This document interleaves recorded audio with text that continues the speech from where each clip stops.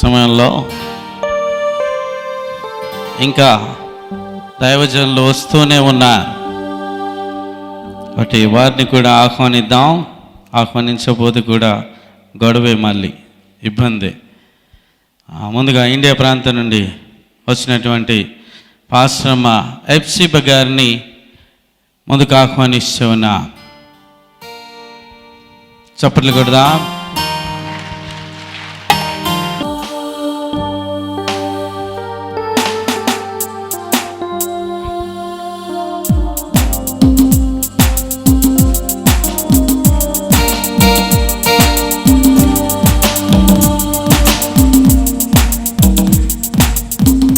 Pastor John Modi గారిని కూడా ముందుకు ఆహ్వానిస్తూ ఉన్నా. పాస్టర్ జాన్ విల్సన్ గారిని కూడా ముందుకు ఆహ్వానిస్తూ ఉన్నా.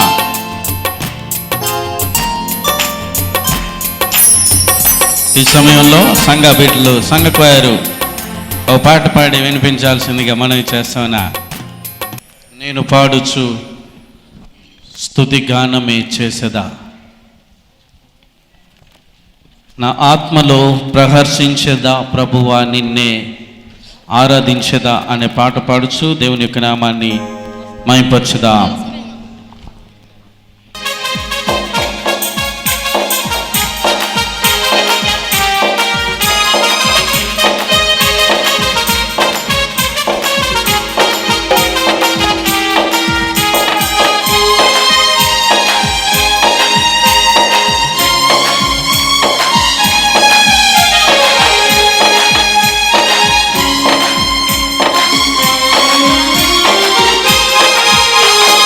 పాడుచు స్తుతి గానమే చేసేదా, నా ఆత్మలో ప్రహర్షించేదా ప్రభువా నిన్ను నేను ఆరాధించేదా. నేను పాడుచు స్తుతి గానమే చేసేదా. Praise the Lord. చప్పట్లు కొడదాం.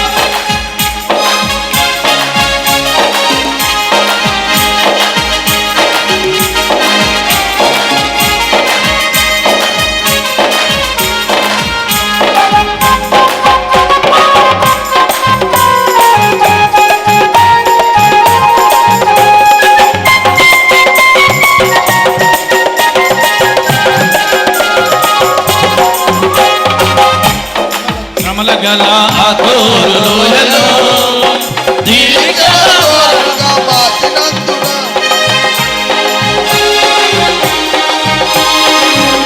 గల ఆతోరు లోయలో దీవించవారుగా మార్చినందున, ఆ బంధకాలు అన్నింటిని తెచ్చినందున, రెండంతల మేలుతో నింపినందున, ఆ బంధకాలు అన్నింటిని తెచ్చినందున, రెండంతల మేలుతో నింపినందున, నేను పాడుచు స్తుతి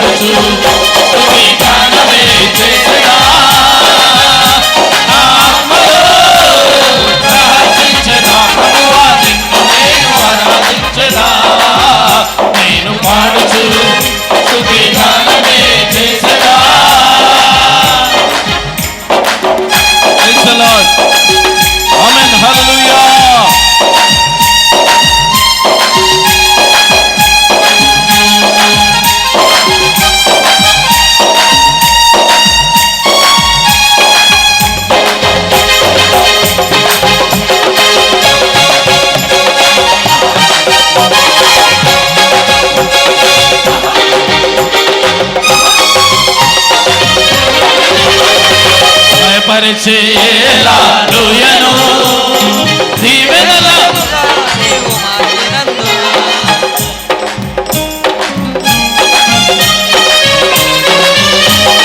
భయపరిచేలా లూయను నీవు మార్చినందున నిత్యమైన వాత్సల్యము చూపినందున కృప వెంబడి కృపతో నన్ను నింపినందున నిత్యమైన వాత్సల్యము చూపినందున కృప వెంబడి కృపతో నన్ను నింపినందున నేను పాడుతూ స్తుతి గానమే చేసెదా. నా ఆత్మలో ప్రార్థించెదా, ప్రభువా నిన్ను నేను ఆరాధించెదా. నేను పాడుతూ స్తుతి గానమే చేసెదా. నా ఆత్మలో ప్రార్థించెదా, ప్రభువా నిన్ను నేను ఆరాధించెదా. నేను పాడుతూ స్తుతి గానమే చేసెదా. ప్రార్థించెదా, ప్రభువా నిన్ను నేను పాడుతూ స్తుతి గానమే చేసెదా. హల్లెలూయా. దయచేసి కూర్చుందాం ప్రియులారా.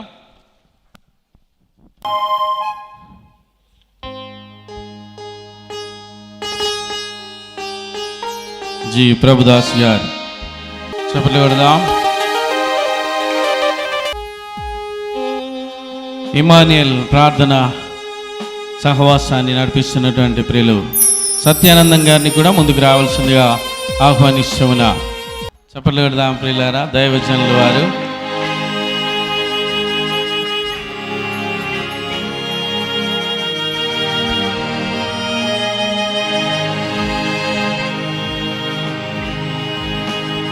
ఈ సమయంలో చిన్న గ్రీటింగ్స్ ఒక 2 నిమిషాల్లో క్లుప్తంగా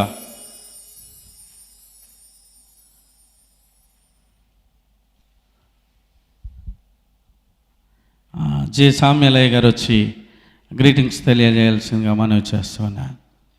దేవునికి స్తోత్రం. హల్లెలూయా. క్రీస్తు యేసునందు మిక్కిలి ప్రియమైన దేవజనమా, దేవుని బిడ్డలారా, దేవుని యొక్క మహాకృపను బట్టి ఈ రాత్రి ఈ విధంగా ప్రియులు తెలుగు క్రిస్టియన్ అసెంబ్లీ సంఘ బిడ్డలు, కాపరి పెద్దలు మనలందరినీ ఆహ్వానించిన కారణం బట్టి ప్రభు సన్నిధికి మనం వచ్చి ఈ విధంగా వారి యొక్క సిల్వర్ జూబ్లీ వార్షిక మహోత్సవంలో ఈ విధంగా పాలు పొంది దైవాశీస్సులు పొందుటకు ప్రభు ఇచ్చిన ఈ మంచి అవకాశం బట్టి తరుణం బట్టి నేను ప్రభువును స్తుతిస్తూ చేరి వచ్చిన మీ అందరికీ ప్రభు నామన నా యొక్క వందనాలు చెల్లిస్తున్నాను. దేవునికి స్తోత్రం. మరి విశేషముగా దైవజనులు మరి అపోస్తులైనటువంటి సురేష్ గారి యొక్క బృందానికి, సురేష్ గారికి, అదేవిధంగా స్థానిక సంఘ కాపురులైన నాతోటి సేవకులందరికీ, మరి విశేషంగా ఈ కార్యక్రమానికి ప్రముఖ నాంది వహిస్తున్నటువంటి దైవజనులు డానియల్ గారికి, పాస్టర్ డానియల్ గారికి నా యొక్క వందనాలు తెలుస్తున్నాను. దేవునికి స్తోత్రం. ఇది దేవుని యొక్క మహాకృపత, మరి ఏమీ కాదు. యెహోవా సంవత్సరములు జరుగుచుండగా నీ కార్యములను నూతనపరచమని దేవుని యొక్క వాక్యం హబక్కు గ్రంథంలో మనం చదువుతున్నాం.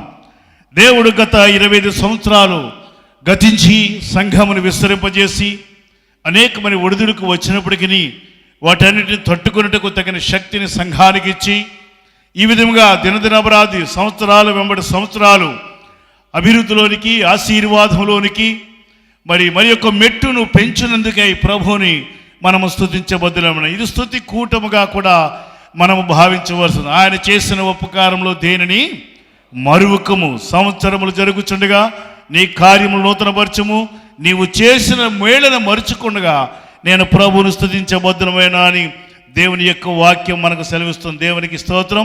పరిశుద్ధ గ్రంథంలో అనేక విషయాలు, ఇటువంటి సందర్భాలు పరిశుద్ధ గ్రంథంలో మన కొరకు లిఖించబడి ఉన్నవి. ఆయన చేసినటువంటి మేళను బట్టి కృతజ్ఞత లేనివాడు నావాడు కాదు. మనమందరం కూడా సాధారణంగా బర్త్డేలు జరుపుకుంటాం. ఒక ఆయన వచ్చి ఈ విధంగా నాతో చెప్పాడు, వార్షికోత్సవానికి మీరు చాలా ఖర్చు పెట్టేస్తున్నారండి, ఇది వృధా అయిపోతుంది డబ్బు అంటున్నారు. నేను వెంటనే సమాధించాను, నీ పిల్లల పుట్టినరోజుకి చేస్తున్నంత వృధా కాదా అని అడిగాను. నేను నీ పెళ్లి రోజులు చేసుకున్నందుకు వృధా కాదా అని అడిగాను. సమాధానం లేదు. దీనికి ఎంత ఖర్చు అయినా పర్లేదు, దేవునికి స్తోత్రం. ఇది దేవుని కార్యం. అనేక మంది దైవజనులు ఆహ్వానించటము, విశ్వాసులను ఆహ్వానించటము, వారికి దేవుడు మనం చేస్తున్నటువంటి ఆ కార్యాలను మన కృతజ్ఞతాపూర్వకంగా తెలియపరచడము, దైవజనుల యొక్క ముఖాంతరంలోంచి వచ్చేటువంటి వర్తమానం మనం విని దైవాశిష్యులు పొందుకోవడము, ఇది దేవుని యొక్క కృప తప్ప మరి ఏమీ కూడా కాదు. దీనికి వృధా ఏమీ లేదు. దీనికి ఖర్చు అంతటికీ ప్రతిఫలం మనం పొందుకుంటున్నాం. దేవునికి స్తోత్రం. ఆయన సేవ నిమిత్తము, ఆయన పరిచర్య నిమిత్తము మనం ఎంత చేసినా అది తక్కువే. కానీ మన వ్యక్తిగతంగా చేసుకున్నదంతా కూడా వృధా. మన ఇంట్లో చేసుకున్నది కానీ, మన కొరకు చేసుకున్నది కానీ అంతా వృధా. నేను ఒక విషయాన్ని తెలియపరుస్తున్నాను. దుబాయ్లో వార్షికోత్సవం జరిగితే అందరూ కూడా సూట్లు వేసుకుంటాం, చాలా చాలా అట్టహాసాలు చేస్తూ ఉంటుంటాం. మరి ఇండియా నుంచి వచ్చారు దైవజనులు, వారు తెల్ల బట్టలు తప్ప ఇంకేమి కూడా ధరించవు. సాధారణంగా దుబాయ్లో ఇది మొట్టమొదటిసారి నేను కలర్ వేసుకురావటం, ఎప్పుడు తెల్ల బట్టలు వస్తాను. ఏం చేద్దంటే తెలుపు అనేది ఆశీర్వాదానికి సాదృశ్యం. పరిశుద్ధ గ్రంథం ఒక మాట చెప్తుంది, ఎల్లప్పుడూ తెల్లని వస్త్రము ధరించుకుని నీ తలకు నూనె తక్కువ చేయము. నూనె దేవుని యొక్క అభిషేకానికి ఆశీర్వాదం. తెలుపు పరిశుద్ధతకు సాదృశ్యంగా చూడగలుగుతున్నాం. దేవునికి స్తోత్రం. అటువంటి పరిశుద్ధ సంఘముగా, అటువంటి అభిషేకించబడిన సంఘముగా, దీవెనకరమైన సంఘముగా, అనేక మందికి మాదిరికరమైన సంఘముగా, అనేక మందిని ప్రభువులోకి నడిపించే సంఘముగా ఈ సంఘము ఉండాలని నేను తెలియపరుస్తూ, దైవజనులను, కూడి వచ్చిన విశ్వాసులను ఈ వార్షిక మహోత్సవంలో మరి ఎక్కువగా మిమ్మల్ని బలపరిచి, స్థిరపరిచి, అనేక మందికి మరి మార్గదర్శక, అనేక మందికి జీవనకరముగా మీరు ఉండాలని తెలియపరుస్తూ నా మాటలు ముగిస్తున్నాను. ప్రభు తన మాటలు దీవించి ఆశీర్వదించును గాక. ఆమేన్. రెండవదిగా ఇండి ప్రాంతం నుండి వచ్చిన తమ్ముడు జేమ్స్ గారు వచ్చి క్లుప్తంగా ఒక 2 నిమిషాల్లో గ్రీటింగ్స్ తెలియజేస్తారు. మనమందరం కూడా శ్రద్ధగా ఆలకించుదాం. థ్యాంక్ యూ వెరీ మచ్ అన్న. ఒక్క మాటలో ప్రతి ఒక్కరికి నా హృదయపూర్వక వందనాలు. నాకు ఈ అవకాశం ఇచ్చిన పాస్టర్ గారికి నాకు కృతజ్ఞతలు. వేదికను అలంకరించిన నక్షత్ర సమూహం అటువంటి దైవజనులందరికీ, ప్రధాన వక్తకు నా యొక్క హృదయపూర్వక వందనాలు చెల్లిస్తున్నాను. నేను ఒక చిన్న ఉపమానం చెప్పి దానితోనే నా గ్రీటింగ్స్ నేను ముగిస్తాను. ఒకరోజు రాజు వేటకు వెళ్తున్నాడు. వెళ్తూ దారిలో ఒక గుడ్డివాడు తనను చూసి, ఒరే ఎటుపోతున్నావు, మా బండి ఎక్కని తనకు అవకాశం ఇచ్చారు. కొంతసేపు అయినాక గుడ్డివాడు ఒక మాట అన్నాడు, రాజా మనం దారి తప్పిపోతున్నట్లుంది, కాస్త జాగ్రత్త అని. అప్పుడు రాజుకు, అరే గుడ్డివాడి నువ్వా మేమా, కళ్ళు నీకు లేవా మాకు లేవా అని అన్నారు. కానీ మనము పిలిచి ఆతిథ్యం ఇచ్చి ఇలా మాట్లాడితే బాగోదని మౌనంగా ఒప్పుకున్నారు. కాసేపు అయినాక వీళ్ళు నిజంగానే ఒక అడవిలో చిక్కిపోయారు. అప్పుడు రాజుగారికి కాస్త దాహం వేసింది. రాజుగారు చెప్పారు, నాకు కొన్ని తాగడానికి మంచినీళ్ళు ఇవ్వండి అని. అప్పుడు సైనికులు, రాజా మేము ఈ తూర్పు దిక్కుకు వెళ్ళి కొన్ని నీళ్ళు తెస్తాము, అక్కడ ఉన్నట్లుగా మాకు కనిపిస్తుంది అని చెప్పాడు. అప్పుడు ఆ గుడ్డివాడు అన్నాడు, రాజా తూర్పు వైపు వెళ్తే కనుక అక్కడ నీళ్లు దొరకవు, లేవు. మీరు పడమర వైపు వెళ్తే కనుక మీకు తప్పకుండా నీళ్ళు దొరుకుతాయని చెప్పాడు. వీళ్ళకు బాగా కోపం వచ్చింది.